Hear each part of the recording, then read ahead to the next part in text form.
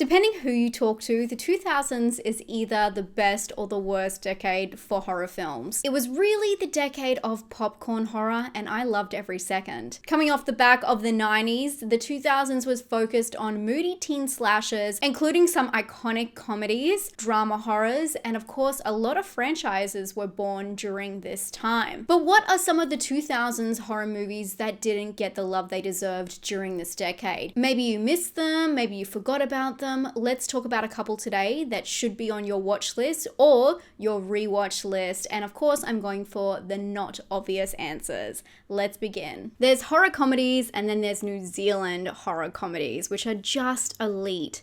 Dead Alive, What We Do in the Shadows, Deathgasm, and of course, Black Sheep, which is an often overlooked sci-fi comedy horror. Playing off the fact that the country is well known for its sheep, as one of the world's main wool exporters, Kiwis ask themselves what could happen if these beautiful animals turned on them. The film follows a man with a complicated history with sheep, which is tested when a flock of sheep turn into a pack of bloodthirsty killers in an experiment gone wrong. And now the woolly mammals sprawl across the countryside. The film is dumb fun, but it knows it. It really has that 2000s kooky energy, but at the same time, it feels so nostalgic of early Peter Jackson energy. And that could be because the best part is Weta Workshop, known for the Lord of the Rings, worked on all of the practical effects, gore, and prosthetics, and it's horrifically delightful. If you enjoyed other New Zealand comedies, don't sleep on this one, no counting sheep. Next, we have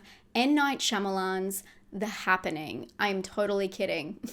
I got you for a second though.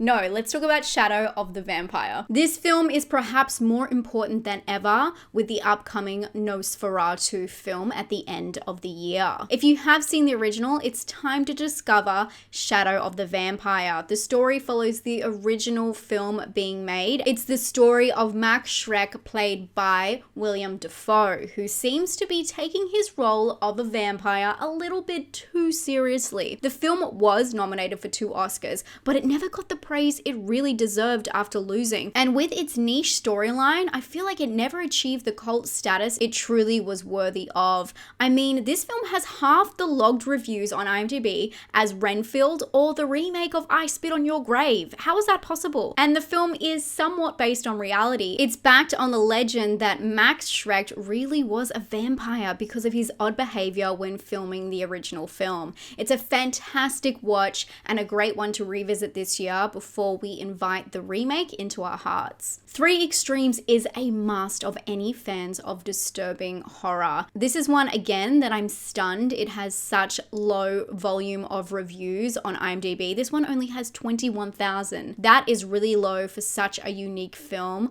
with an interesting selection of stories. The film is an anthology film, but they aren't connected, so the film works more or refers to itself more as a trilogy. Although the films are kind of linked by having the same atmosphere of disturbing horror, really messed up stuff. The catch is it's 3 Eastern Asian directors and they're all masters of the art. We have Hong Kong director Fruit Chan, South Korean director Park Chan-wook, and of course Japanese director Miike Takashi. This is a must-watch for fans of unique, disturbing horror. The segments are Dumplings, Cut, and Box. Dumpling is about an aging actress that finds a mysterious woman who is selling a so-called cure to aging. This segment was also extended and turned into a full-length standalone feature. Cut is the story of a director who is put in a violent situation when he and his wife are kidnapped. And Box is the story of a past performer in a circus who revisits the dark trauma of their childhood.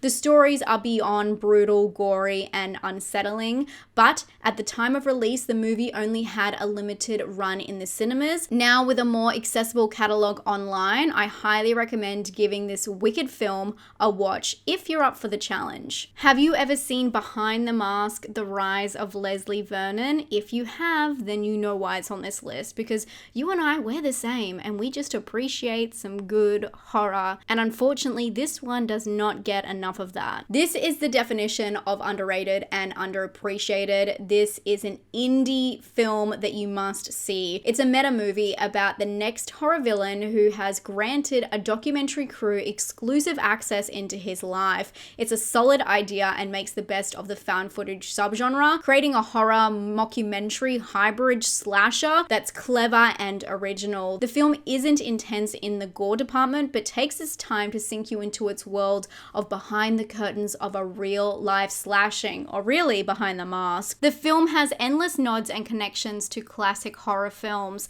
such as Halloween, Hellraiser, Nightmare on Elm Street. They even include a car with the same color, make, and model as Sam Raimi uses quite often. It truly is a love letter to horror films, and it's the last film that Zelda Rubinstein was in before she died in 2010. She's of course known as a standalone actress, but also for her iconic role in the Poltergeist franchise. This indie film is often left off the list when we talk about the 2000s, but it really packs a punch, and this is what filmmaking is all about. It makes me proud to be a horror fan, but I do wonder how many of you out there have seen it or haven't. The next film's English title is Sheitan, and this is a French horror film like none other. In fact, this one is always left off those French extremity horror lists, yet it's a unique ride that you'll never forget. The film is a bizarre journey. It's actually considered a Christmas horror movie, so bonus points maybe? I don't know if it's made any other Christmas lists either. It takes place on Christmas Eve at a club in Paris where a woman invites back 3 people that she's just met to her isolated home in the country.